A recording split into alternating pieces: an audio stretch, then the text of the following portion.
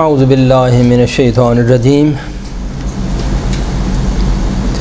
بسم اللہ الرحمن الرحیم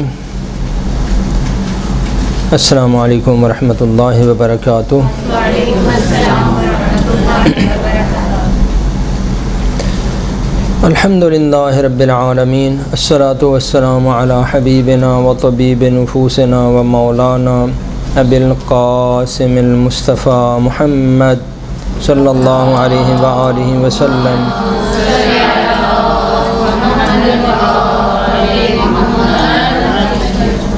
و اہل بیتہ الطیبین الطاہرین المعصومین واللعنۃ الدائمۃ الابدیۃ علی اعدائہم ملعونین من یوم عداوتہم الی قیام یوم الدین، اما بعد۔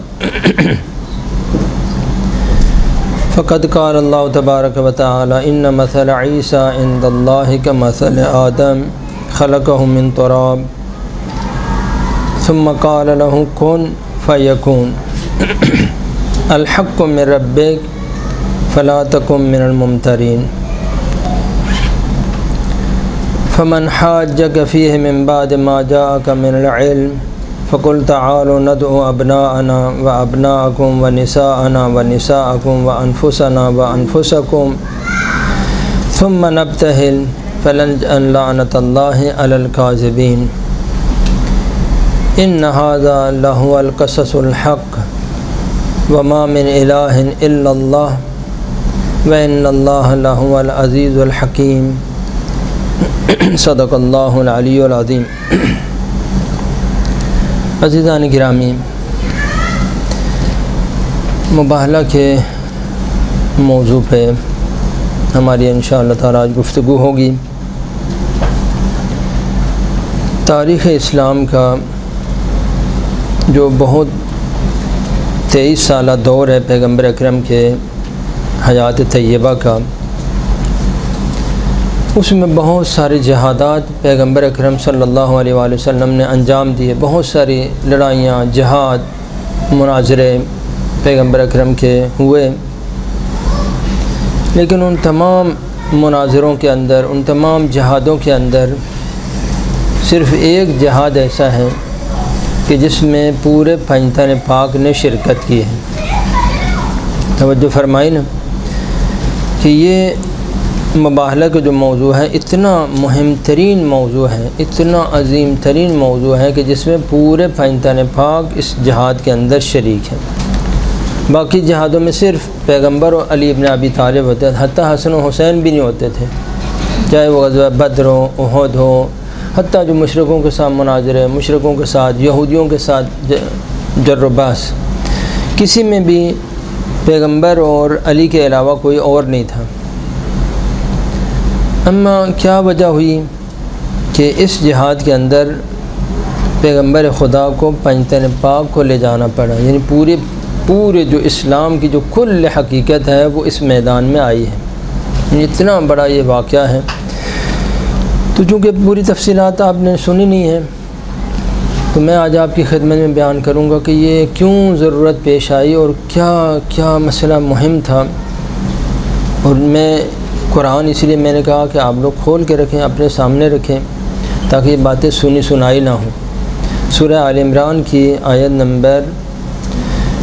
59 سے لے کر آیت نمبر 64 تک یہ 6 آیتیں ہیں، ان کو آپ کھول لیں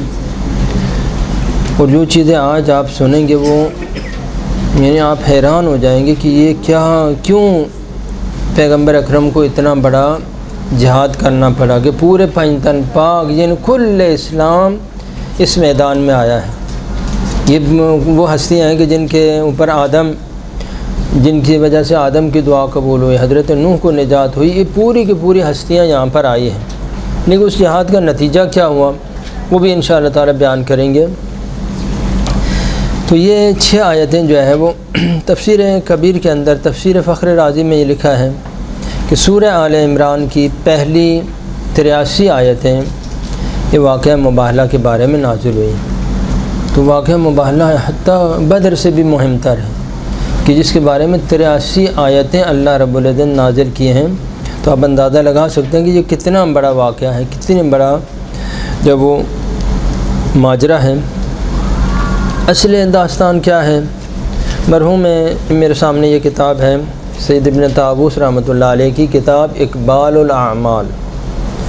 بہت ہی ہمارے مذہب کی قیمتی ترین کتاب اور معتبر ترین کتابوں میں سے ہے۔ تو پہلے میں مباہلہ کی جو تاریخ ہے وہ اس کتاب شریف سے آپ کی خدمت میں بیان کروں گا۔ سید ابن طاووس رحمۃ اللہ علیہ نے اس کتاب کے اندر مباہلہ کا جو واقعہ ہے تقریباً 70 صفحے اس میں مباہلہ کا واقعہ انہوں نے لکھا ہے۔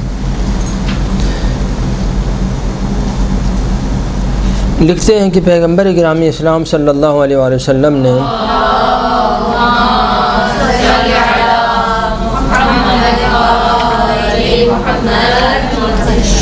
اپنے پیارے 4 صحابہ کو نجران بھیجا۔ نجران کے لوگوں کو دعوت دینے کے لیے اپنے 4 صحابہ کو اعزام کیا، جن میں سے ایک تھے جناب عتبہ ابن غزوان، امیر عتبہ ابن غزوان ان کے رئیس تھے، اور ان کے ساتھ ساتھ 3 صحابہ تھے جن کو حضرت نے مامور کیا کہ آپ جائیں اور نجران کے لوگوں کو میرا پیغام دیں۔ پیغمبر اکرم کے 330 خط جو پیغمبر اکرم نے مختلف سلاطین کو، مختلف جو راجے تھے، محلی جو سردار تھے، اپنے علاقائی جو سردار تھے، ان کو 330 خط پیغمبر اکرم نے لکھے، جن میں جو تاریخ کی کتابوں میں 284 باقی ہیں، باقی جو تھے وہ تقریباً 30 کے نزدیک، 40 کے نزدیک وہ یعنی کہیں ہم تک وصول نہیں ہوئے۔ ان میں سے صرف ایک خط جو کسی دینی رہبر کو لکھا پیغمبر اکرم نے، وہ یہ خط تھا جو نجران کے عیسائیوں کو لکھا۔ نجران کے اندر جو علاقہ ہے، یہ نجران کا جو نقشہ بتاؤں، مکہ سے 200 کلومیٹر آپ جنوب کی طرف جائیں گے، یمن کی طرف، تو یمن کے راستے میں نجران کی آبادی آتی ہے۔ نجران کی جو آبادی ہے وہ قدیم زمانے سے عرب کا جو سب سے ثروت مند اور مالدار علاقہ تھا، وہ نجران کا علاقہ تھا، کہ جس میں یہ 4 صحابہ جن کے نام پہ انہوں نے خط سید ابن طاووس رحمۃ اللہ علیہ نے نقل کیا۔ یہ پوری جو داستان ہے سید ابن طاووس رحمۃ اللہ علیہ فرماتے ہیں کہ ابو المفضل محمد ابن مطلب شیبانی کی کتاب سے اور کتاب مباہلہ سے اور حسن ابن اسماعیل ابن اشناس کی کتاب عمل و ذی الحجہ سے میں نے یہ سارے مطالب انہوں نے نقل کیے ہیں۔ سید ابن طاووس نے کہتے ہیں کہ پیغمبر اکرم نے یہ جو نجران کا علاقہ تھا، اس میں عرب کا ایک سب سے جو بڑا شاہ سوار قبیلہ تھا، جن کو بولتے ہیں بنی حارث بن کعب، جن کی شاہ سواری عرب کے اندر کوئی بھی عرب ان کے مقابلے میں نہیں آتا تھا، بنی حارث بن کعب۔ تو یہ ان کا علاقہ تھا، عرب تھے، یعنی عیسائی ہو گئے لیکن عرب تھے، ذاتاً اصالتاً عرب تھے۔ تو ان کو دعوت اسلام دینے کے لیے عتبہ ابن غزوان جو پیغمبر کے بہت ہی محترم صحابی تھے، عبداللہ ابن امیہ کو جس کو وہ بھیجا، حدیر بن عبداللہ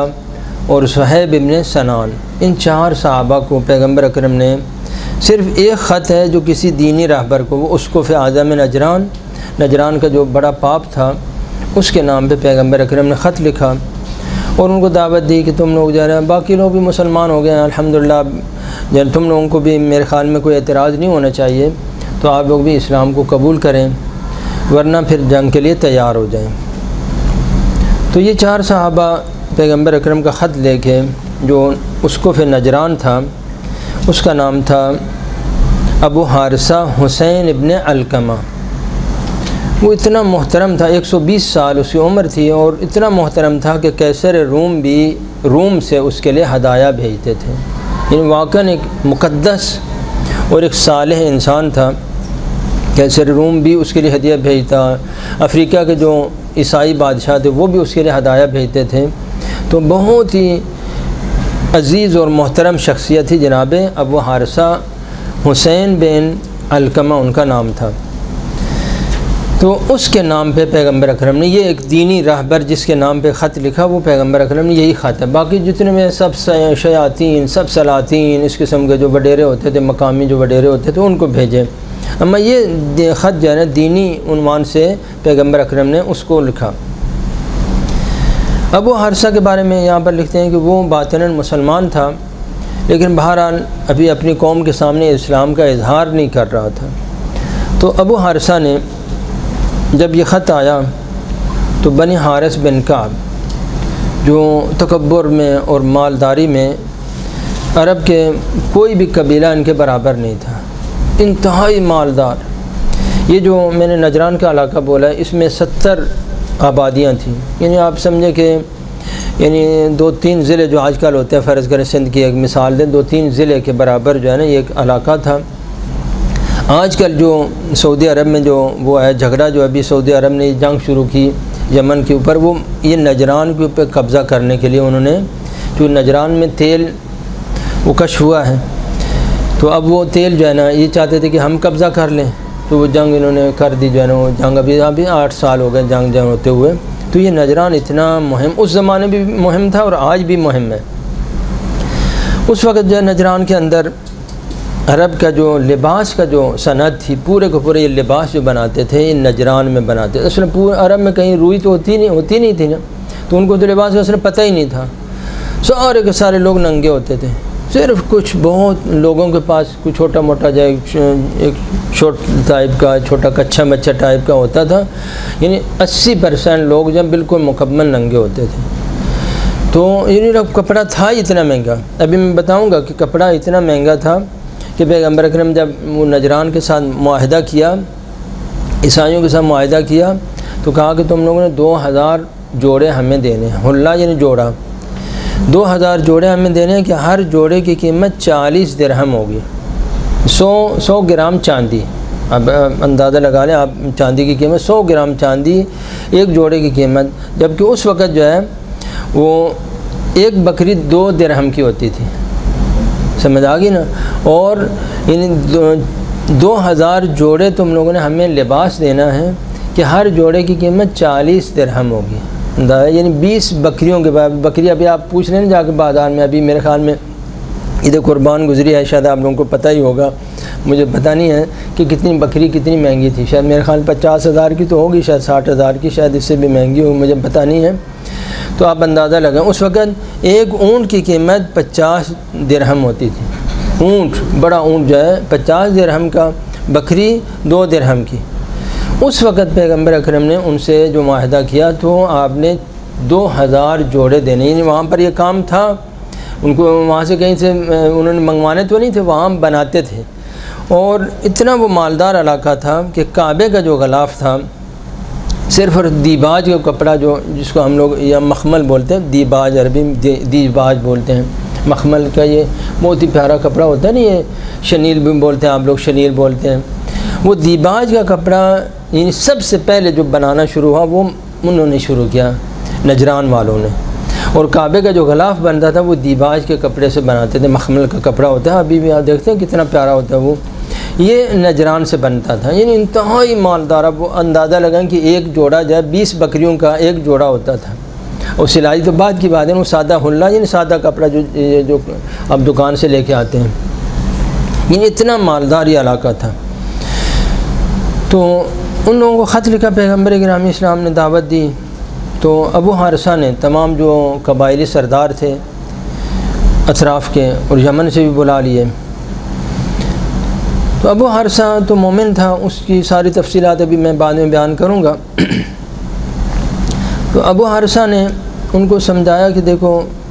ہماری کتابوں کے اندر لکھا ہے کہ ایک نبی اس نسل اسماعیل سے ہونا ہے، باقی سارے نبی نسل اسحاق سے ہیں، ایک نبی نسل اسماعیل سے ہوگا، اور وہ آثار بھی ہم تقریباً دیکھ رہے ہیں، 15 سال سے 20 سال سے 25 سال سے آثار بھی ہم دیکھ رہے ہیں، بزرگوں سے میں ہم سن رہے ہیں، لہٰذا میرے خیال میں ہم لوگ قبول کر لیں اور جو ہے نا ان کے ساتھ لڑائی جھگڑا نہ کریں۔ لیکن انہوں نے جو وہاں کے جو سردار تھے بنی حارث بن کعب کے، انہوں نے یہ پروگرام بنایا کہ دیکھو پیغمبر کو ہم ایسا کرتے ہیں، تھوڑا سا مشغول رکھتے ہیں، ابھی آ رہے ہیں 2 مہینے ٹائم دیں، ہمیں سوچتے ہیں، مشورہ کرتے ہیں۔ اس طرح سے پیغمبر کو ٹال مٹول کر کے 1-2 مہینے اس کو مشغول رکھتے ہیں۔ پھر ہم یہاں سے جو افریقہ میں اس وقت 5 عیسائیوں کی ریاستیں تھیں، حبشہ کے اندر، ایتھوپیا کے اندر، ایریتھریا کے اندر، یہ جو مشرقی افریقہ ہے نا، جو آج کل یعنی سعودی عرب کے اس طرف اور مشرقی افریقہ ہے، سوڈان اور حبشہ اور ان علاقوں میں 5 عیسائی ریاستیں تھیں۔ تو انہوں نے یہ فیصلہ کیا، جو ان کے وڈیرے تھے انہوں نے یہ فیصلہ کیا کہ ہم وہاں سے فوج منگواتے ہیں افریقیوں سے، ان کو بولتے ہیں کہ ہمارے علاقے پہ خطرہ ہے اور یہ محمد جو ہے نا ہمارے علاقے پہ قبضہ کرنا چاہتا ہے، ہم لوگ عیسائی ہیں، تم لوگ ہماری مدد کرو۔ ان کو بھی خط لکھتے ہیں اور کیسر کو بھی ہم خط لکھتے ہیں، کیسر روم کو بھی۔ تو کیسر روم جو شمال سے آئے گا اور یہ افریقی جو ہے نا جو مثلا وہاں سے آئیں گے، مغرب سے آئیں گے، تو ہم مل کے جائیں گے اور پیغمبر کے ساتھ جنگ کریں گے اور فتح کر لیں گے اور یہ ساری چیزیں۔ تھوڑا ابھی 1-2 مہینے ایسے لٹکائے رکھتے ہیں بات کو، جب بعد مذاکرات چلاتے رہتے، ٹھیک ہے ہم ابھی آپ کو جواب دیں گے، کل جواب دیں گے، پرسوں جواب دیں گے، اس طرح سے۔ لیکن ابو حارثہ نے کہا کہ نہیں، جب وہ جو میں نے اپنے آباء و اجداد سے کتابیں پڑھی ہیں، اب میں ان میں سے کچھ اقتباسات آپ کی خدمت میں بیان کروں گا۔ وہ قرآن کریم میں یعرفونہ کما یعرفون ابناءہم، سنا ہے نا تم لوگوں نے؟ ہم یہ صرف اور صرف یہ سید ابن طاووس کی کتاب سے آپ کو پتہ چلے گا کہ وہ لوگ یعنی یہ کفار جو تھے پیغمبر کو اس طرح سے پہچانتے تھے جیسے آپ اپنے بیٹے کو پہچانتے ہیں، یہ میرا بڑا بیٹا ہے، یہ چھوٹا بیٹا ہے، یعنی جس طرح سے آپ اپنے اولاد کو پہچانتے، اس طرح سے پیغمبر کی ذات ان اہل کتاب کے لیے بالکل روشن تھی۔ یعرفونہ کما یعرفون ابناءہم، بالکل روشن، یعنی کسی کو شک و شبہ نہیں تھا کہ پیغمبر یہ پیغمبر نہیں ہے، یہ فراڈ ہے، یہ ابھی بعد میں آئے گا، نہیں، اتنا واضح پیغمبر کے جو ظہور کی جو علامتیں تھیں اس قدر واضح اور روشن تھیں۔ تو ابو حارثہ نے جب یہ جر و بحث شروع ہوئی تو 3 دن ان کا مناظرہ آپس میں ہوتا رہا۔ وہ جو فوجی سردار تھے، جو سیاسی لیڈر تھے، سید اور عاقب ان کا نام تھا، یہ لوگ چاہتے تھے کہ نہیں، ہمیں تسلیم نہیں ہونا چاہیے، ہمیں یہ جو ہے نا ابراہیم کی نسل والا کہاں سے جو ہے نا اسماعیل کی نسل والا تو نبی نہیں ہو سکتا، یہ پتہ نہیں وہ بعد میں نبی ہوگا، اس باتیں کر کے وہ یہ چاہتے تھے کہ بالآخر یہ جو ابو حارثہ ہے یہ بات نہ کر سکے۔ تو ابو حارثہ نے سب سے پہلے ایک کتاب منگوائی جس کا نام تھا الجامعہ۔ وہ کتاب جو ہے ایک بڑے جوان قوی آدمی کو بھیجا کہ وہ سر کے اوپر اٹھا کے لایا کہ وہ یعنی ایک قوی آدمی اس کو اٹھا نہیں سکتا تھا، اتنی بڑی پرانی جو ان کی کتاب تھی وہ منگوائی ابو حارثہ نے۔ اس کے اندر کچھ مطالب، ابو حارثہ 120 سال اس کی عمر تھی اور اس کے جو یہ تھے یہ نیچے آئے ہوئے تھے، تو اس نے پھر جانا ایسے پٹی باندھ کے نا تو ایسے اوپر کیا، اپنے وہ جو پیشانی کے جو گوشت ہے اس کو اوپر کیا اور وہ ساری چیزیں اس نے پڑھ کے سنائیں۔ دوسرے نمبر پر جناب ابو حارثہ نے منگوائی کتاب جو ہے وہ جس کا نام صحف شیس، صحف حضرت شیس جو جناب حابیل کی شہادت کے بعد جو حضرت آدم کے بیٹے ہوئے ان کا نام تھا شیس، تو صحف شیس اس نے منگوائی۔ اور صحف شیس کو فرماتے ہیں کہ وہ حضرت ادریس تک میراث میں آئی تھی۔ حضرت ادریس کے زمانے میں ایک واقعہ ہوا جو اس صحف شیس کے اندر لکھا ہوا تھا کہ حضرت ادریس کے زمانے میں حضرت ادریس جو ہے تقریباً 10ویں-12ویں نمبر پر نبی بنتے ہیں حضرت آدم کے بعد، ان متقدمین انبیاء میں سے ہیں۔ تو حضرت ادریس کے زمانے میں تھوڑی سی تعداد تھی لوگوں کی، تو ان میں ایک دفعہ ایسے اختلاف ہوا، تو کچھ کہنے لگے کہ مثلاً جو ہے نا حضرت آدم افضل ہیں، کچھ کہنے لگے کہ مثلاً ملائکہ افضل ہیں، کچھ کہنے لگے جبرائیل افضل ہیں۔ یہ جو ہے ان کے درمیان اس جو مومنین کی تھوڑی سی تعداد تھی، 100 آدمی 200 آدمی جو حضرت ادریس کے زمانے میں تھے، ان میں یہ جر و بحث ہوئی۔ تو حضرت ادریس نے پھر وہ صحف حضرت شیس علیہ السلام جو حضرت آدم کے بیٹے تھے ان کے جو ایک کتاب تھی وہ انہوں نے منگوائی، وہ بھی ان کے پاس تھی، نجران والوں کے پاس تھی۔ کتنا سرمایہ ہمارا ضائع ہو گیا، یہ جو ہے نا ظالموں کے پاس اور اہل بیت کو حکومت نہ ملنے کا یہ نقصان ہوا کہ اتنے بڑے جو قیمتی سرمایہ تھے وہ ضائع ہو گیا۔ اہل بیت کے پاس یہ آتی تو قطعاً یہ چیزیں باقی رہتی، اما کچھ شیاطین ایسے آئے کہ جنہوں نے پیغمبر کی حدیث لکھنا بھی انہوں نے ممنوع اعلان کیا کہ پیغمبر کی حدیث بھی نہیں لکھو،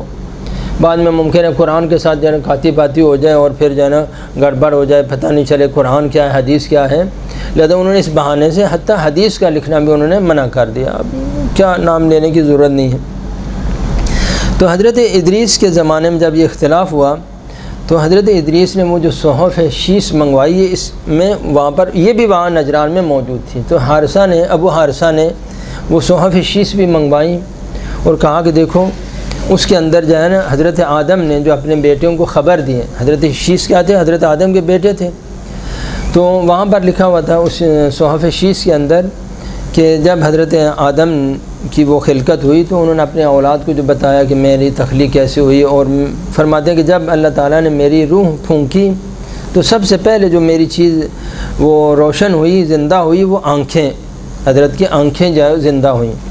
یعنی پہلے جو روح آئی وہ آنکھ کے اندر آئی، اور جب وہ آنکھیں حضرت کی زندہ ہوئیں تو حضرت آدم نے فرمایا کہ میں نے دیکھا کہ آسمان میں ہر عرش عظیم کے اوپر، عرش الہی کے اوپر ہر طرف جب میں نے دیکھا تو ہر طرف لکھا ہوا ہے لا الہ الا اللہ، اور پھر میں نے دیکھا جہاں پر بھی لا الہ الا اللہ لکھا ہوا ہے وہاں پر محمد رسول اللہ بھی لکھا ہوا ہے۔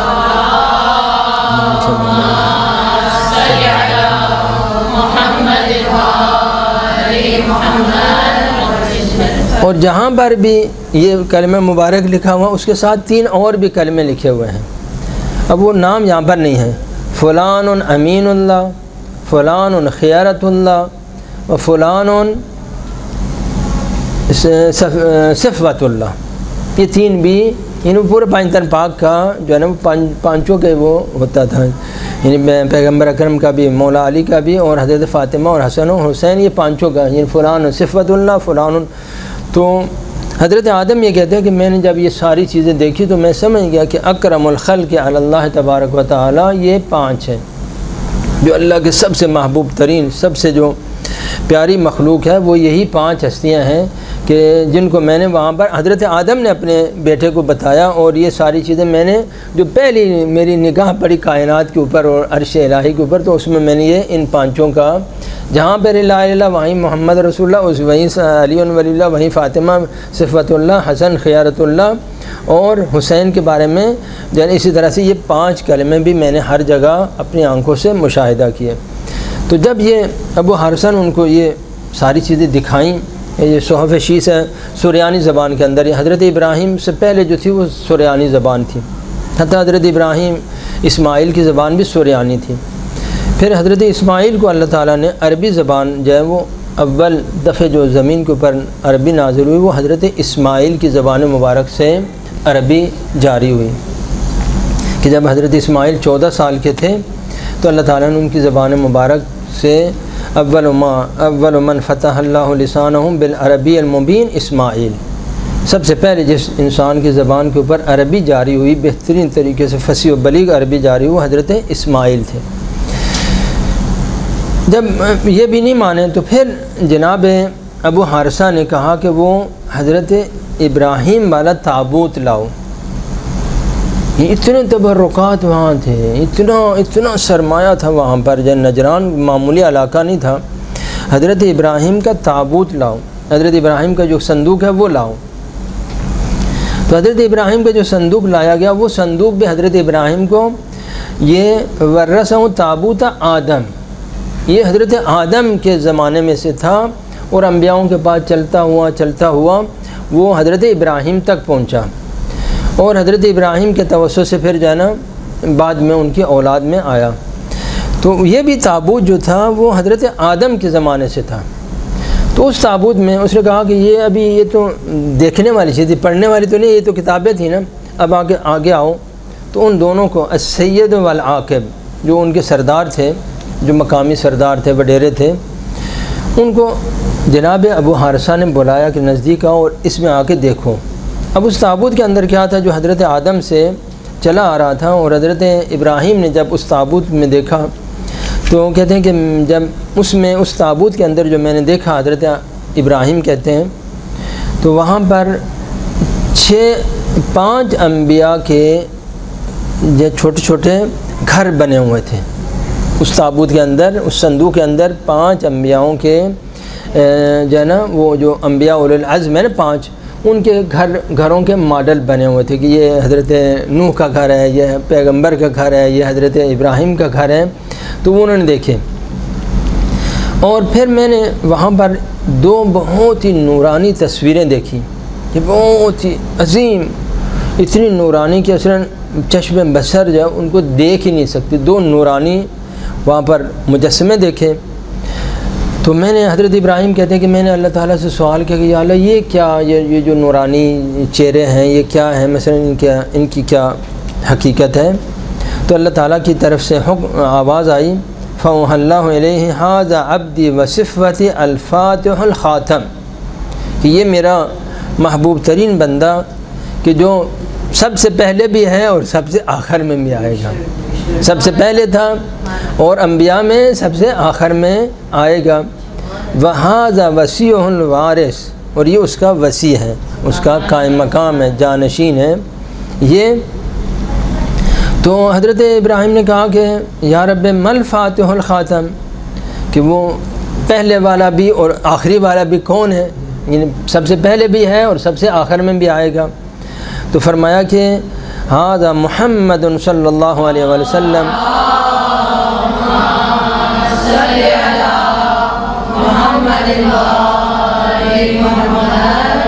خیرتی و بکر فطرتی و حجتی الکبریٰ فی بریتی۔ خوب اللہ تعالیٰ نے پیغمبر اکرم کا تعارف کرایا کہ یہ میرا وہ حبیب ہے کہ جس سے میں نے یہ کائنات کو بنایا، اجتبیت ہوں اذ آدم بین الطین والجسد، کہ حضرت آدم ابھی بنے ہی نہیں تھے اس وقت بھی میرے یہ محبوب ترین بندے تھے اور میرے یہ تھے۔ اور پھر فرمایا کہ یہ جو اس کے ساتھ میں ہے یہ ان کا بھائی، ھذا علی اخوہ و صدیق اکبر آخیت بینہما واخترتہما وصلیت وبارکت علیہما وطہرتہما واخلصتہما، کہ یہ اس کا بھائی ہے علی ابن ابی طالب، جو ساتھ میں تمہیں نظر آ رہے ہیں ایک نورانی چہرہ، یہ ان کے بھائی ہیں علی ابن ابی طالب۔ پھر حضرت ابراہیم نے دیکھا کہ 12 اور بھی صورتیں نظر آ رہی ہیں وہاں پر اس تابوت کے اندر، جو حضرت آدم سے وہ بھی اللہ تعالیٰ کی طرف سے آیا تھا، کوئی حضرت آدم نے تو نہیں بنایا تھا، وہ بھی اللہ تعالیٰ کی طرف سے ہدیہ آیا تھا جو انبیاء زیارت کرتے تھے، جس کی حضرت ابراہیم زیارت کر رہے ہیں تو دیگر انبیاء ما سبق بھی زیارت کرتے ہوں گے۔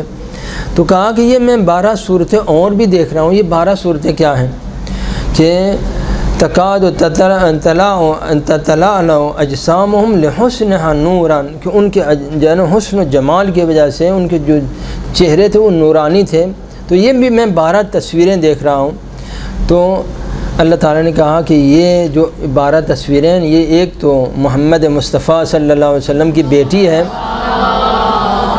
اللہم صلی اللہ علیہ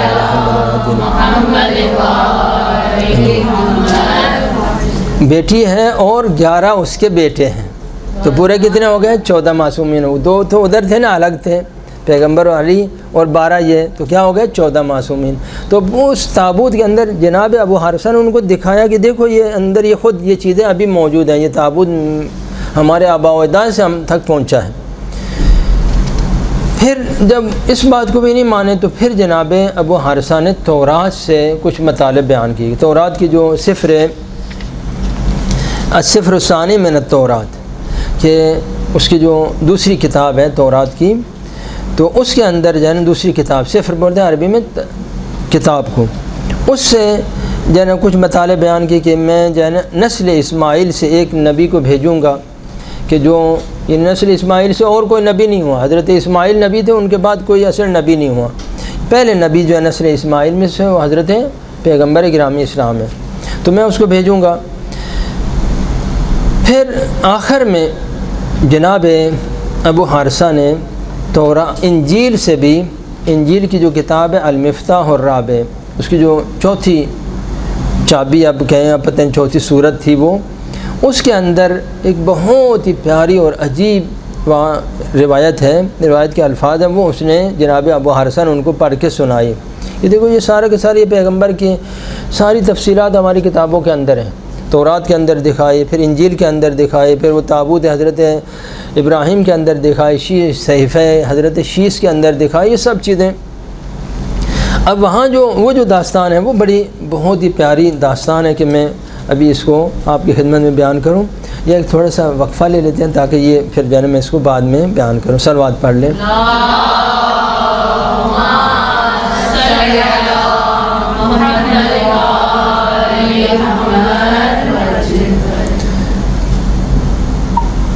بسم اللہ الرحمن الرحیم۔ اب جب یہ ماجرا یہاں تک پہنچ گیا تو ابو حارثہ نے کہا کہ ہماری اپنی انجیل کے اندر یہ ساری داستان لکھی ہوئی ہے، اب انجیل کے اندر کیا ہے کہ کتنا پیارا، کتنی عظیم جو داستان ہے انجیل کے اندر، وہ ہماری روایات کے اندر ہے، اما یہاں پر وہ خود انجیل سے نقل کر رہے ہیں۔ فرمایا کہ جناب اسماعیل حضرت عیسیٰ علیہ السلام نے، تو اللہ تعالیٰ نے کہا کہ اے عیسیٰ جو میں نے تو تیرے اوپر یہ کتاب نازل کی ہے، ففسرہ لأہل سوریہ، اہل سوریہ یعنی شام کو سوریہ بولتے ہیں، عربی میں سوریہ بولتے ہیں، یہ جو آپ لوگ سیریا بولتے ہیں انگلش کا وہ سوریہ، وہ اس زمانے میں بھی سوریہ ہی نام تھا۔ یہ جو میں نے کتاب تیرے اوپر نازل کی اس کی تفسیر بیان کرو اہل سوریہ کو، یعنی شام کے جو لوگوں کو اس کی تفسیر بیان کرو۔ تو حضرت پھر انہوں نے کچھ سوالات کیے حضرت عیسیٰ علیہ السلام نے، تو اللہ تعالیٰ نے فرمایا انبئک بما سألت، تو تم نے جو پوچھا ہے میں اس کے بارے میں تمہیں خود بتاتا ہوں کہ جو تم نے سوالات کیے مجھ سے کہ یہ کون ہے اور کون نبی ہوگا۔ فرمایا کہ اسمہ احمد صلی اللہ علیہ وآلہ وسلم،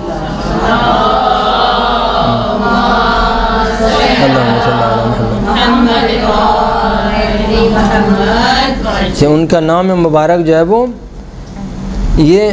منتخب من ذریت ابراہیم و مصطفیٰ من سلالت اسماعیل، کہ یہ پسندیدہ اور چنے ہوئے ہیں حضرت ابراہیم کی ذریت سے اور چنے ہوئے ہیں حضرت اسماعیل کی اولاد میں سے۔ ذو الوجہ الاکمر، جن کا چہرہ چاند سے بھی زیادہ نورانی ہے، والجمیل الازہر، پیشانی چمکتی پیشانی ہے، راکب الجمل، تنام عیناہ ولا ینام قلبہ، وہ حبیب ایسے ہیں کہ جس کی آنکھیں سوتی ہیں اما اس کا دل نہیں سوتا۔ وَيَبْعَثُ اللَّهُ فِي أُمَّةٍ أُمِّيَّةٍ مَا بَقِيَ اللَّيْلُ وَالنَّهَارُ، اللہ تعالیٰ ان کو ایک ان پڑھ قوم کے اندر مبعوث کرے گا کہ مولدہ فی بلد ابی ہے اسماعیل، کہ جو جس کی ولادت اپنے دادا کے شہر میں اسماعیل کے شہر میں ولادت ہوگی یعنی مکہ۔ کثیر الازواج قلیل الاولاد، بیویاں زیادہ ہوں گی اما اولاد کم ہوگی، اور پیغمبر اکرم کی اولاد بہت تھوڑی ہے۔ نسلہ من مبارکۃ صدیقہ، کہ پیغمبر کی جو نسل ہوگی، میرے حبیب کی جو نسل ہوگی وہ مبارکہ بیٹی سے ہوگی اور وہ صدیقہ بیٹی ہوگی۔ یکون لہا منہا ابنۃ، یہ حضرت خدیجہ ہے، اس سے مبارکہ سے مراد حضرت خدیجہ ہے، حضرت خدیجہ کا بھی وہاں پر تعارف یہ کتاب انجیل کے اندر۔ نسلہ من مبارکۃ صدیقہ، یکون لہا منہا ابنۃ لہا فرخان، اس حضرت خدیجہ سے ایک بیٹی پیدا ہوگی جس سے دو پیارے بیٹے پیدا ہوں گے، سیدان یستشہدان، جو شہید کیے جائیں گے، دو بیٹے ہوں گے اور ان کو شہید کیا جائے گا۔ اجعل النسل احمد منہما، کہ میں پیغمبر کی جو نسل ہے وہ ان دونوں بچوں سے قرار دوں گا جو فاطمہ زہرا سے ہوں گے۔ فطوباہما ولمن احبہما، تو ان کے لیے بھی مبارک ہے اور جو ان سے محبت کرتے ہیں ان لوگوں کے لیے مبارک ہے۔ یہ باتیں اس جناب ابو حارثہ نے اپنی انجیل سے ان کے سامنے بیان کی۔ وشاہدہ ایام، خوش نصیب ہیں وہ لوگ جو ان کے زمانے میں پیدا ہوں گے، ان کے زمانے میں پیدا ہوں گے وہ خوش نصیب ہیں۔ ونصرہما، اور جو ان کی مدد کریں، حسن و حسین کی مدد کریں گے۔ پھر حضرت عیسیٰ نے وہ سوال کیا کہ وہ مثلا یہ طوبہ جو آپ نے یا اللہ طوبہ جو بولا یہ طوبہ کیا ہے؟ تو اللہ تعالیٰ نے بتایا وہ طوبہ جنت میں ایک درخت ہے کہ جو جنت کا سب سے جو مرکزی اور اصلی ترین درخت ہے، وہ جو سب جنت کے ہر گھر کے اندر اس کی شاخ ہوگی، اور وہ سارے کے ساری تفصیلات پھر اللہ تعالیٰ نے بیان کی۔ تو کہنے کا مقصد یہ تھا کہ اس حد تک پیغمبر، ان کے علماء اس حد تک پیغمبر کو پہچانتے تھے۔ یہ 3 دن تک ان کا مناظرہ ہوا۔ اب مناظرہ ہونے کے بعد چونکہ مالدار تھے یہ لوگ، اب وہ لوگ وہاں سے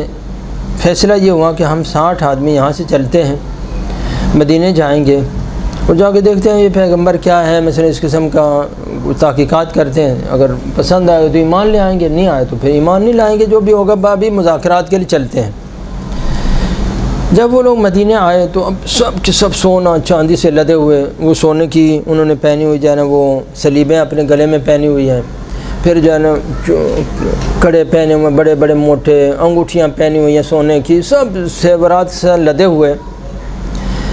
کہ ما رأینا وفدا اجمل من ہؤلاء۔ مدینے والے تو دیکھ کے حیران ہو گئے، جو قارون کی داستان ہے قرآن میں تم لوگوں نے، ہاں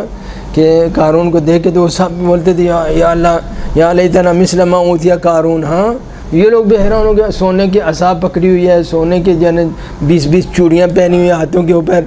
تو یہ تو کاش کہ ہم بھی۔ مدینے والے جب انہوں نے دیکھا ما رأینا وفدا اجمل من ہؤلاء، اس سے خوبصورت، اس سے اچھا کوئی وفد ہم نے اصلاً مدینے میں دیکھا ہی نہیں۔ اب وہ اس حالت میں آئے، جب وہ آئے مدینے میں تو ان کے سونا چاندی اور ان جواہرات اور ان چیزوں کو دیکھ کے پیغمبر اکرم تو جو زاہد تھے ان کو تو کوئی توجہ نہیں ہوئی، تو بجائے ان کے وہ سمجھ رہے تھے کہ بڑا استقبال ہوگا ہمارا، کہ ہمارے مال و دولت کو دیکھ کے بڑا وہاں پر استقبال ہوگا، تو پیغمبر نے مطلقاً اعتنا نہیں کیا۔ تو اب جب پیغمبر گرامی اسلام نے اعتنا نہیں کیا، ان کی طرف سے توجہ نہیں، اصل بات ہی نہیں کی، تو وہ جاہلیت کے زمانے میں اسلام سے پہلے جو مسلمانوں کے تیسرے خلیفہ عثمان اور عبد الرحمن بن عوف، عثمان اور عبد الرحمن بن عوف جو آپس میں، عثمان کی جو بہن تھی وہ عبد الرحمن کی جو بہن تھی وہ عثمان کی بیوی تھی، یعنی عبد الرحمن جو تھا وہ عبد الرحمن ابن عوف سنتے ہیں نا، وہ عبد الرحمن سالہ تھا اسی جناب عثمان کا، اسی لیے وہ سالہ ہونے کی وجہ سے اس نے ووٹ دیا جو ہے نا مولا علی کے خلاف، اور عثمان کو اور ووٹ دیا، اور وہ عثمان کو خلیفہ بنایا عبد الرحمن نے، کیونکہ یہ اس کا اپنا سالہ تھا، اپنے گھر کی بات تھی۔ تو یہ دونوں جاہلیت میں یعنی اسلام سے پہلے جب بھی یمن تجارت کے لیے جاتے تو یہ لوگ وہاں پر نجران سے رہتے تھے، تو نجران کے لوگ ان دونوں سے آشنا تھے، تو انہوں نے ان سے کہا کہ بھئی ہم وہاں سے آئے ہیں تو پیغمبر تو ہمیں کوئی سلام نہیں کر رہے، تو آپ ذرا بتائیں کچھ۔ انہوں نے کہا ہمیں تو کوئی پتہ نہیں ہے، کیوں نہیں پیغمبر تم لوگوں سے بات کر رہے؟ تو کہا کہ علی ابن ابی طالب سے پوچھو۔ علی ابن ابی طالب سے کی خدمت میں آئے تو انہوں نے کہا کہ جب تک یہ سونا چاندی یہ جواہرات یہ تم لوگ جو پہن کے آؤ گے تو پیغمبر ہرگز تمہارے ساتھ بات نہیں کریں گے، ان کو اتار کے سادہ نارمل انسان بن کے آؤ، پیغمبر تمہارا استقبال کریں گے، تمہارا احترام کریں گے۔ تو انہوں نے وہ سارے جواہرات اور انگوٹھیاں اور وہ جو سلیبیں وغیرہ تھی پہنی ہوئی وہ ساری اتاری، سادہ لباس میں آئے تو پیغمبر اکرم نے انتہائی مؤدبانہ طریقے سے ان کا استقبال کیا، احترام کیا، ان کو جو ہے بٹھایا۔ اب پیغمبر گرامی اسلام سے جو گفتگو شروع ہوئی اور 3 دن تک مناظرہ ہوتا رہا، 3 دن تک مناظرہ ہوتا رہا کہ جس کا یعنی آج جبرائیل آ رہے ہیں، دوسرے دن جبرائیل ہیں، 83 آیتیں سورہ آل عمران کی ان 3 دنوں کے اندر نازل ہوئی۔ جب یہ واقعہ میں جب قرآن کریم آپ لوگ کھول لیں تو اصل داستان کو میں یہ تو مقدمہ تھا، جو مباہلہ کی جو عظمت ہے جو قرآن نے بتایا وہ ہے اصل چیز جو یہ ہے، یہ چھوٹا سا تاریخی مقدمہ تھا۔ حضرت پیغمبر گرامی اسلام نے ان کو کہا کہ میں تم لوگوں کو دعوت دیتا ہوں کہ اللہ تعالیٰ کی وحدانیت کو قبول کرو، اللہ تعالیٰ کے اوپر ایمان لاؤ۔ تو انہوں نے کہا کہ تمہارے تو پیدا ہونے سے پہلے ہم اللہ تعالیٰ کو مانتے ہیں، ہم بھی تو اللہ کو مانتے ہیں، عیسائی کو اللہ تعالیٰ کے منکر تو نہیں ہیں۔ تو کہا ہم تمہاری ولادت سے پہلے ہم سارے اللہ کو مانتے ہیں، تو تم کیا ہمیں کون سی دعوت دے رہے ہو؟ ہم اللہ تعالیٰ کے کوئی منکر ہیں کہ تم ہمیں اللہ تعالیٰ کی دعوت دے رہے ہو؟ یہ جو ہے آیت نمبر آپ نکال لیں آیت نمبر 59 اور 60 اور 61 62 63 64، یہ یعنی 6 آیتیں ہیں جو میں باتیں بتاؤں گا نا وہ آپ حیران ہو جائیں گے کہ یہ کیا مباہلہ کیا ہے، یعنی واقعاً اس کے لیے پنجتن پاک کی ضرورت تھی۔ تو پیغمبر گرامی اسلام نے کہا کہ تم اللہ تعالیٰ کو مانتے ہو لیکن اس طرح سے جیسے اللہ تعالیٰ کو ماننا چاہیے، تمہارا ایمان نہیں ہے، کیونکہ اللہ تعالیٰ کو اگر مانتے ہو تو پھر عیسیٰ کو، ایک تو صلیب کی تم لوگ پوجا کرتے ہو، یہ صلیب کی عبادت کرتے ہو، نمبر 2 عیسیٰ کو اللہ تعالیٰ کا بیٹا مانتے ہو۔ تو ایک نے کہا کہ عیسیٰ جو ہے نا اللہ تعالیٰ کا بیٹا ہی تو ہے، اور کیا ہے؟ حضرت عیسیٰ کو ہم اس لیے خدا مانتے ہیں، اللہ مانتے ہیں، رب مانتے ہیں کہ حضرت عیسیٰ مردوں کو زندہ کرتے تھے، حضرت عیسیٰ جو ہے نا مثلاً وہ جو نابینا ہوتے تھے ان کو شفا دیتے تھے، اس لیے ہم ان کو رب مانتے ہیں۔ تو کہا کہ پیغمبر گرامی اسلام نے کہا کہ نہیں، عیسیٰ ایک اللہ کا مخلوق تھی اور اللہ تعالیٰ نے اس کو رحم حضرت مریم کے اندر پیدا کیا اور اللہ تعالیٰ نے ان کو یہ طاقت عطا کی، کوئی ایسا نہیں کہ عیسیٰ رب تھا۔ اور تو جب پیغمبر اکرم نے کہا کہ حضرت عیسیٰ جو مریم سے پیدا ہوئے تو ایک نے ان میں سے کہا کہ خوب بتاؤ پھر اس کا باپ کون تھا؟ ہاں جو اگر وہ فرض کریں عیسیٰ اگر اللہ کا بیٹا نہیں ہے، مریم ماں تو ہے، تو اس کا باپ پھر کون تھا؟ تو اس وقت اللہ رب العزت نے یہ آیت نازل کی، ان مثل عیسیٰ عند اللہ کمثل آدم خلقہ من تراب، آیت نمبر 59۔ ہاں 59 اور 60 یہ آپ نکال لیں، ہاں چونکہ بہت ہی اہم باتیں ہیں، آل عمران کی آیت نمبر 59۔ تو اس نے کہا کہ اگر عیسیٰ جب مریم سے پیدا ہوئے تو اس کا باپ کون ہے؟ پھر باپ نہیں ہے تو اس کا مطلب اللہ اس کا باپ ہے۔ تو اللہ تعالیٰ نے آیت نازل کی، ان مثل عیسیٰ عند اللہ کمثل آدم خلقہ من تراب، کہ حضرت عیسیٰ کی مثال آدم کی طرح ہے کہ جو آدم کو مٹی سے بنا سکتا ہے بغیر ماں باپ کے، تو وہ خدا اس بات کی کوئی مشکل ہے اس کے لیے کہ خالی ماں سے ایک بچے کو پیدا کر لے؟ تو کون سی اس کے لیے مشکل ہے جو مٹی سے بنا سکتا ہے؟ تو ایک انسان ایک طرف تو یہاں پر ہے نا، وہاں تو کچھ بھی نہیں تھا تو بنا لیا، تو یہاں ایک طرف تو ہے تو کیوں نہیں بنا سکتا؟ ثم قال له کن فیکون، تو جو آدم کے لیے کون کہہ سکتا ہے تو عیسیٰ کے لیے بھی کہہ سکتا ہے، کوئی مشکل نہیں اس کے لیے۔ تو پھر بھی انہوں نے نہیں مانا، پھر بھی نہیں مانا۔ تو اللہ تعالیٰ نے کہا الحق من ربک فلا تکن من الممترین، پیغمبر اب چھوڑ، یہ نہیں مان رہے تو 3 دن تک پیغمبر اور مولا علی اور صحابہ مناظرہ کر رہے ہیں، اللہ تعالیٰ بھی مدد کر رہا ہے پیچھے سے، جبرائیل آ رہا ہے، ہر روز جبرائیل آ رہا ہے، 5 آیتیں 10 آیتیں، دونوں ساری کے پورا جو ادھر کا نظام ہے وہ لگا ہوا ہے ان کے سامنے۔ ہاں جن کے سامنے مشرک تسلیم ہو گئے، کفار تسلیم ہو گئے، قبائل تسلیم ہو گئے، لیکن ان کے ساتھ لڑائی کرنے کے لیے، مباحثہ کرنے کے لیے اللہ تعالیٰ بھی پشت میں ہے، جبرائیل بھی آ رہا ہے، مولا علی بھی ہے، صحابہ بھی ہیں، پیغمبر بھی ہیں مناظرہ کرنے والے، لیکن یہ شیاطین کیا ہے؟ نہیں مان رہے۔ آخر میں وجہ بیان کروں گا کیوں نہیں مانے۔ تو اللہ تعالیٰ نے پھر پیغمبر کو یعنی اتنی جر و بحث کے باوجود پھر اللہ تعالیٰ نے پیغمبر کو تسلی دی، یا رسول اللہ چھوڑ دو، پھر الحق من ربک فلا تکن من الممترین، کہ حق تیرے رب کی طرف سے ہے، اور یا رسول اللہ تم خود شک و شبہ میں نہیں پڑ جاؤ۔ اتنی جر و بحث ہوئی، اتنی مناظرہ ہوا کہ یعنی ڈر تھا کہ پیغمبر کو بھی وہ نعوذ باللہ مغالطے میں ڈالیں، یعنی اتنا بڑا یہ کام ہو رہا تھا۔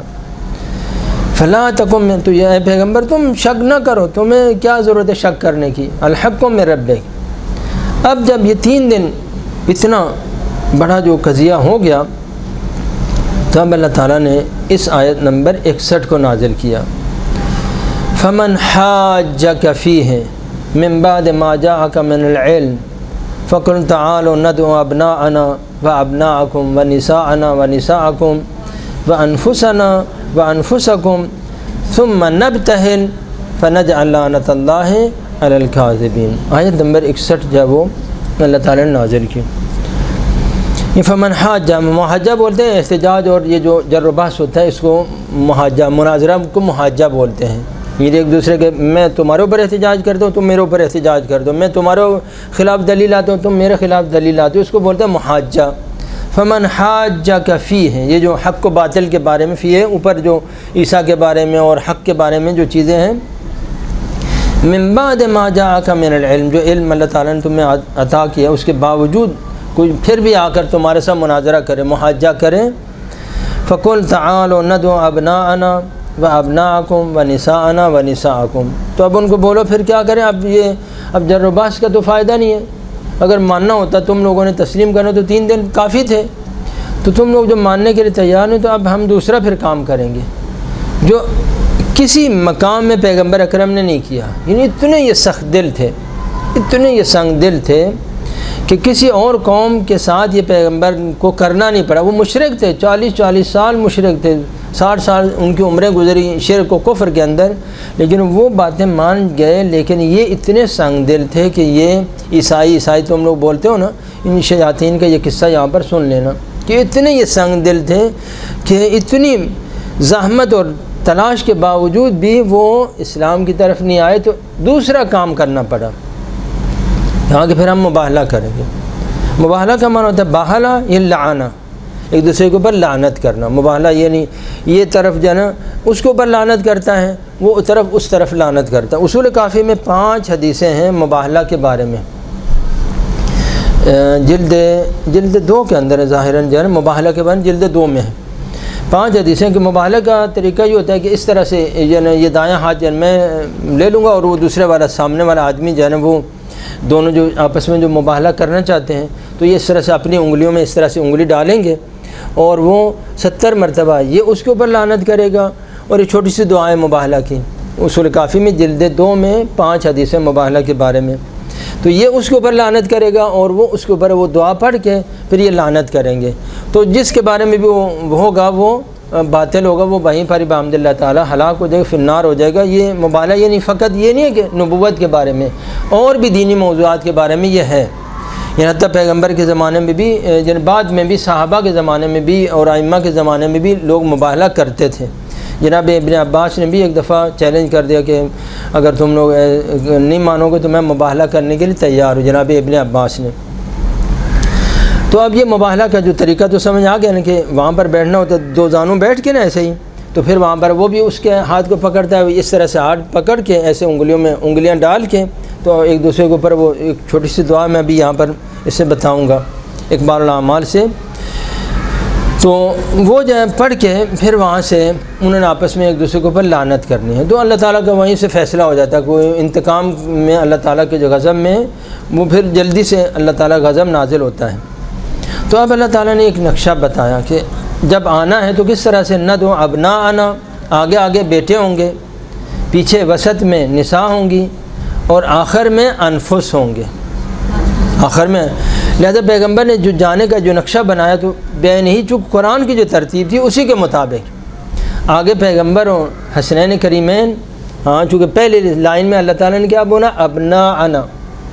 پھر دوسری لائن میں اللہ تعالیٰ نے بولا نساءنا، فاطمہ زہرا وسط میں، تیسری لائن میں بولا انفسنا، تو تیسری لائن میں یعنی پہلی لائن میں جو پیغمبر اور حسنین کریمین اور دوسری میں حضرت فاطمہ اور تیسری میں جناب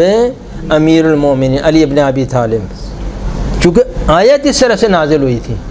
لہذا اسی نقشے کے مطابق پیغمبر اکرم نکلے۔ اب قرار یہ ہوا مسجد النبی سے 1 کلومیٹر مشرق کی طرف، بالکل سیدھا مشرق کی طرف ایک سرخ رنگ کا ٹیلہ تھا، وہاں پر ریت کا ٹیلہ تھا، تو اس ٹیلے میں یعنی جو ہے نا وہ وہاں پر پیغمبر اکرم نے کہا کہ وہاں پر ہم لوگ مباہلہ کریں گے، وہ ایک مقدس جگہ ہوگی، اب پیغمبر کو پتہ تھا، تو وہاں مباہلہ کے طے ہوا۔ اب پیغمبر اکرم جب نکلے تو یہاں پر یہ ابو حارثہ نے، یہ عبارت جو میں آپ کو پڑھ کے سناتا ہوں، شاید ابھی میں نے بند کر دی شاید نہ ملے، ابو حارثہ نے کہا کہ دیکھو اگر یہ آیا نا کل محمد جو ہے اپنے لاؤ لشکر لے کے، اپنے سرداروں کو لے کے، اپنی فوج کو لے کے، تلواریں لے کے، سمجھو اندر سے خالی ہے، صرف ڈرا دھمکا کے یہ کام چلا رہا ہے، اندر کچھ بھی نہیں ہے، پھر تم لوگ مباہلہ کرنا، لیکن اگر آیا اپنے خاص الخاص لوگوں کو لے کے، کسی لاؤ لشکر کو نہیں لایا، تلواریں نہیں لایا، کو مثلا اس قسم کا وہ لوگ لے کے نہیں آیا، تو اس کا مطلب کچھ ہے اس کے پاس، جس کو خوف نہیں ہے نا اپنے جو ہم جب بد دعا کریں گے، ہم تو اللہ کے محبوب ہیں، ہم بد دعا کریں گے اسی وقت ہلاک ہو جائے گا۔ اگر یہ اپنے خاص لوگوں کو لے کے آیا تو سمجھو کہ اس کے پاس کوئی چیز ہے، یہ حقیقت اس کے پاس ہے، لہذا پھر مباہلہ نہیں کرنا۔ لیکن اگر وہ ایسے غنڈے بدماش لے کے آیا اور سرداروں کو لے کے آیا اور بڑے بڑے جب پہلوانوں کو لے کے آیا اور مثلا اس قسم کا، تو سمجھو کچھ نہیں ہے، صرف ڈرا دھمکا کہ یہ ہم کو کرنا چاہتا ہے، سمجھ آئی نا، روب و دبدبے سے کام چلانا چاہتا ہے۔ تو جب اگلے دن جو پیغمبر اکرم مباہلہ ہوا 24 ذی الحج کو، 3 قول ہیں، ایک قول ہے 21 ذی الحج، ایک قول ہے 24 ذی الحج، ایک قول ہے 27 ذی الحج۔ تو مباہلہ کے لیے پیغمبر اکرم اسی کیفیت میں، جب انہوں نے دیکھا کہ یہ تو 5 آدمی آ رہے ہیں اور پیغمبر اکرم ویسے ہمیشہ اچھا لباس پہنتے تھے، لیکن اس دن حضرت نے بالکل معمولی لباس پہنا، انتہائی معمولی سادہ لباس پہنا، اور ایک انتہائی سادہ کیفیت میں پیغمبر گرامی اسلام اپنے گھر سے جب نکلے تو وہ قرار تھا وہ 1 کلومیٹر دور جو جگہ ہے وہاں پر جائیں گے، الکثیب الاحمر، ایک سرخ رنگ کا ٹیلہ تھا وہاں پر۔ اب وہاں پر جب انہوں نے دیکھا، وہ بھی وہاں پر کہیں ان کے بھی خیمے ویمے وہاں لگے ہوئے تھے، تو انہوں نے جب دیکھا کہ یہ لوگ آ رہے ہیں، نہ وہ تلواریں ہیں، نہ کوئی غنڈے ہیں، نہ کوئی مثلا اس قسم کے کوئی لاؤ لشکر ہے، یہ تو 3-4 آدمی آئے، اس کا مطلب کچھ ہے، اس کے پاس کچھ ہے، یہ خالی نہیں ہے۔ تو اب جو ہے انہوں نے ابو حارثہ نے پہلے سے یہ پیشگوئی کی ہوئی تھی، تو انہوں نے کہا کہ اب ہم آپ سے یعنی مباحثہ نہیں کریں گے، مباہلہ نہیں کریں گے، کہ اگر ہم مباہلہ کریں گے تو ابو حارثہ نے کہا کہ پھر تم 1 سال کے اندر اندر پورے کے پورے جو عیسائی ہیں زمین کے اوپر محو ہو جاتے ہیں، اگر وہ مباحثہ کرتے اور حضرت کے ساتھ مباہلہ کرتے قطعاً محو ہو جاتے ہیں، ان کی نسلیں بھی ختم ہو جاتی ہیں، نہ صرف وہاں نجران والے بلکہ کل عیسائی زمین کے اوپر ختم ہو جاتے ہیں۔ تو انہوں نے پھر مباہلہ نہیں کیا،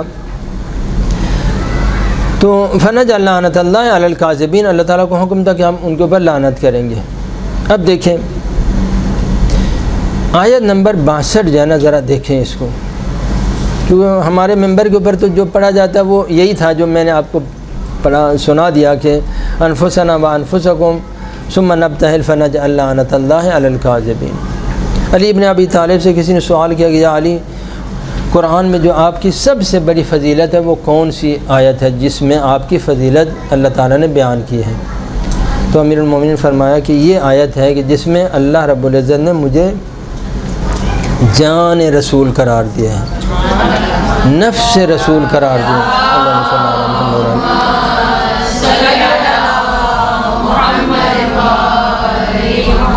یعنی حقیقت رسالت جو ہے وہ پوری کی پوری نفس رسول، یعنی خود رسول، یہ معنی ہے۔ تو یہ میری سب سے بڑی فضیلت ہے کہ جو اللہ تعالیٰ نے قرآن میں نازل کی۔ سورہ مباہلہ سمجھ آگئی نا، مباہلہ کی عظمت۔ اب بعد والا جو حصہ ہے، اصل جو داستان ہے وہ اس میں آیت نمبر 62 میں ان ھذا لہو القصص الحق، ان قرآن کے اندر یعنی 2 آیتیں ایسی ہیں کہ واقعاً جس کے سامنے اگر انسان سجدہ ریز ہوں اور قیامت تک سجدہ کرتا رہے تو ایک یہی آیت ہے، اتنی بڑی کہ جس کی اصلاً توصیف بیان ہی نہیں کر سکتے، یعنی بشر کی طاقت میں نہیں ہے کہ اس کی جو بات ہے نا وہ بیان کرے۔ میں تھوڑا سا میرے بھی کیا کچھ علم نہیں ہے کہ میں ان 5 لفظوں کا میں نے آپ کو بتانا ہے۔ دیکھو قرآن کو دیکھیں کتنے لفظ ہیں، ان ھذا لہو القصص الحق، 5 لفظ ہیں اور 6 تاکیدیں ہیں، 5 لفظ ہیں۔ یہ قرآن کے جو عجیب ترین معجزات ہیں نا، 2 آیتیں جو قرآن میں یعنی عجیب ترین معجزہ ہے قرآن کا، جس کے واقعاً جس کے سامنے انسان کو تعظیماً سجدہ کرنا چاہیے۔ ایک یہ آیت ہے اور دوسری وہ آیت تطہیر ہے، کہ اس آیت میں یہ اتنی بڑی آیت تھی چونکہ وہ انفسنا کا انکار باقی رہنا تھا نا قیامت تک، لہذا اس کے لیے جو سب سے سخت ترین، سب سے جو مہم ترین آیت جو اللہ تعالیٰ نے قرآن میں نازل کی وہ یہاں پر نازل کی، کہ کتنے لفظ میں نے بولا؟ 5 لفظ ہیں اور 6 تاکیدیں. میں تھوڑا سا وضاحت کر دوں. دیکھیں عربی زبان میں بھی ہے یہ گرامر کے جو قواعد ہیں کہ عربی میں نہیں ہیں تو ساری زبانوں میں، لیکن چونکہ عربی میں پہلے یہ کام شروع ہوا تو اسی لیے صرف نحو ادھر چلا گیا. ویسے ہر زبان کے اندر یہ گرامر کے جو قواعد ہیں، فاعل مفعول، یہ سارے ہر زبان کے اندر ہوتے ہیں. اب میں سمجھانے کے لیے تھوڑا سا مقدمہ یہاں پر بیان کروں کہ اگر فرض کریں کوئی شخص آپ کی بات کو، سادہ بات کو مان لیتا ہے، تو آپ کہتے ہیں کہ زید آیا مثلا، تو یہاں پر آپ سادہ سی بات کریں گے. لیکن اگر وہ آپ کی بات کے اوپر شک کرتا ہے تو پھر آپ کو تھوڑی تاکید لانا پڑے گی. آپ کہیں گے کہ مثلا جو ہے نا یعنی یقیناً زید آیا، مثلا ہماری اپنی زبان میں ایسے بولوں.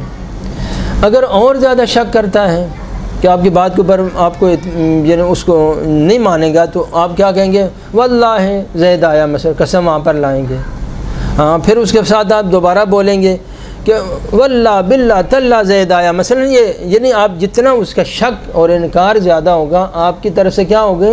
قانون یہ ہے کہ آپ کو آپ کی بات منوانے کے لیے پھر کیا کرنا پڑے گا؟ اس کے ساتھ ساتھ ایک تاکید کو بھی اضافہ کرنا پڑے گا. اب یہاں چونکہ یہ جو مسئلہ تھا مباہلہ کا مسئلہ اتنا شدید تر تھا، اتنا عمیق تر تھا کہ جس کا لوگوں نے جس کو ماننا نہیں تھا. لہذا اللہ رب العزت نے جو قرآن میں جو 2 خاص الخاص آیتیں نازل کی، ایک یہاں پر یہ بھی 5 دن پاک کے بارے میں ہے اور وہ بھی کیا ہے؟ آیت تطہیر بھی 5 دن پاک کے بارے میں ہے. یعنی عجیب ترین یہ 2 آیتیں ہیں کہ اصلاً پورے قرآن میں ان کے مثل نظیر نہیں ہے پورے قرآن میں. یعنی میں جب اس کو دیکھتا ہوں تو میری عقل حیران، خدایا کیا تم نے یہاں کیا کر دیا. 5 لفظ اور 6 تاکیدیں. اصلاً کسی زبان میں اس کا ترجمہ کر ہی نہیں سکتے. اگر آپ کلام کے اندر مثلا آپ زیادہ تاکیدیں لائیں، 5 مرتبہ 6 مرتبہ ضرور بے ضرور، ضرور بے ضرور، ضرور بے ضرور مثلا آیا تو وہ کلام ہی لغو ہو جائے گا. ہو جائے گا نہیں ہو جائے گا؟ آپ یہ کیا پتہ نہیں کیا بول رہا ہے. لیکن عربی کی یہ فضیلت ہے اور عربی کی اہمیت ہے کہ اس میں 6 تاکیدیں 5 لفظوں میں اللہ تعالیٰ نے بیان کی ہیں. اتنا یہ چونکہ سخت ترین مرحلہ تھا، اتنا مشکل یہ چیز تھی کہ پتہ تھا جیسے انہوں نے نہیں مانا ایسے انہوں نے بھی نہیں مانا. ہاں وہ نجران والوں نے نہیں مانا. 5 دن پاک اتنے خناس تھے، یہ اتنے یہ شیاطین تھے کہ جن کے مقابلے پورے 5 دن پاک گئے، لیکن پھر بھی اسلام کو قبول نہیں کیا نا، یا کر لیا. ہاں یہ ہمارے وہ ہاں ان کے بارے میں نرم گوشہ نہیں، وہ اتنے یہ ان تمام مشرکوں سے بھی خبیث تر تھے. پیغمبر اکرم سے کسی نے سوال کیا، میں بتاؤں کہ کیوں انہوں نے اسلام کو قبول نہیں کیا. پیغمبر اکرم سے کسی نے سوال کیا، یا رسول اللہ انہوں نے ذلت کو قبول کر لیا، 2000 جوڑے کپڑا دینا انہوں نے قبول کر لیا. 1000 جوڑا کپڑے دیں گے ہم سفر میں، ماہ سفر میں 1000 جوڑا کپڑا دیں گے ماہ رجب میں. 2000 جوڑے، اور وہ بھی جوڑا بھی میں نے بتایا نا کہ جو 20 بکریوں کی قیمت کا برابر 1 جوڑا ہوتا تھا. اب آپ اس زمانے کی قیمت، اب تو کپڑے کی قیمت نہیں، جب سے یہ صنعت آئی تو کپڑا سستا ہو گیا. پہلے اس زمانے میں کپڑا اتنا قیمتی تھا کہ 20 بکریاں دیتے 1 جوڑا ملتا تھا. لہٰذا سارے کے سارے ننگے ہوتے تھے. عرب کے اندر جو ہے نا کسی کے پاس لباس نہیں ہوتا تھا، ایک چھوٹا سا کچھا سا پہن لیتے تھے، بیچارے دھوپ کے اندر جائے وہ وہاں رہتے تھے. اتنا مہنگا کون کپڑا خریدے کہ جو 1 اونٹ کے برابر جو ہے 1 جوڑا ملے. تو مجھے 50 درہم کا 1 اونٹ اور 40 درہم کا 1 جوڑا، تو کتنا مہنگا ہے. تو اب پیغمبر سے پوچھا کہ ان لوگوں نے ذلت کو قبول کر لیا لیکن اسلام قبول نہیں کیا، اب سن لینا. پیغمبر نے فرمایا ان کے اندر 2 گناہ تھے، ان 2 گناہوں کی وجہ سے ہرگز اسلام قبول نہیں کریں گے. توجہ فرمائی، 2 گناہ فرمائے. ایک تو یہ کہ وہ لوگ شراب پیتے ہیں اور شراب کو حلال سمجھتے ہیں، اور دوسرا خنزیر کھاتے ہیں، لحم خنزیر. حرمت علیکم المیتۃ والدم ولحم الخنزیر. تو لحم خنزیر اس لیے کہ لحم خنزیر کا جو گوشت کھائے گا نا پھر حق اس کی طرف نہیں آئے گا. فرمائے ان کے اندر یہ 2 گناہ ہیں اور یہ ان گناہوں کو نہیں چھوڑنا چاہتے اور نہیں چھوڑیں گے. لہٰذا اس وجہ سے ذلت، دنیا کی ذلت کو قبول کر لیا، آخرت کے عذاب کو قبول کر لیا، لیکن اسلام اور حق کو قبول. سمجھ گئے نا کتنے یہ سخت دل تھا. وہ مشرکوں کے ساتھ ان کو نہیں مقایسہ کرنا، وہ مشرک تو مان جاتے تھے، صرف پیغمبر آ کے ان کو بولتے مان جاتے تھے۔ یہ شیاطین اتنے بڑے شیطان تھے کہ جہاں فاطمہ زہرا بھی آئیں، جہاں پر حسن آئے، جہاں حسین آئے، جہاں علی ابن ابی طالب ہے، پانچوں کو انہوں نے واپس کر دیا۔ اسلام کو قبول نہیں کیا، وہ 200 جوڑے دے دیں، 2000 جوڑے دے دیں، اسلام تو نہیں مانا نا۔ توجہ فرمائی، یہ ہے دو گناہ۔ اسی لیے اللہ تعالیٰ نے شراب کو حرام کیا، خنزیر کو حرام کیا، کہا یہ دو یہ ان کو نہیں چھوڑ سکتے، انہی کے پیچھے لگے رہیں گے، لہٰذا یہ اسلام کو انہوں نے دنیا میں بھی ذلت قبول کر لیا، آخرت کے عذاب کو قبول کر لیا، لیکن اسلام کو قبول انہوں نے نہیں کیا۔ میرے خیال وقت زیادہ ہو گیا، ہاں وقت زیادہ ہو گیا، پھر تو بات تو اب جو ہے نا شروع ہوئی تھی تو اچھا میں بس یہ ایک جو ہے نا اسی کا ایک جملہ بتا کے اب بات تو معاف کریں۔ تو یہ عجیب ترین آیت ہے، جس طرح ان ملائین نے نہیں مانا، چونکہ اللہ کو پتہ تھا انفسنا کو، پھر بھی انہوں نے بھی نہیں مانا، ادھر والی پارٹی نے بھی نہیں ماننا، لہٰذا اللہ تعالیٰ نے اس کے بارے میں جو سب سے مہم ترین، سب سے پیچیدہ ترین اور افضل ترین جو آیت قرآن میں نازل کی، کہ جو آیت تطہیر سے بھی بالا تر ہے۔ آیت تطہیر میں 9 لفظ ہیں، 9 تاکیدیں ہیں، اس میں 5 لفظ ہیں، 6 تاکیدیں ہیں۔ سمجھ آ گئی نا؟ اس کی کیوں عظمت ہے، اس کی جو عظمت ہے وہ تو تصور میں بھی نہیں آ سکتی۔ یہ اللہ تعالیٰ نے،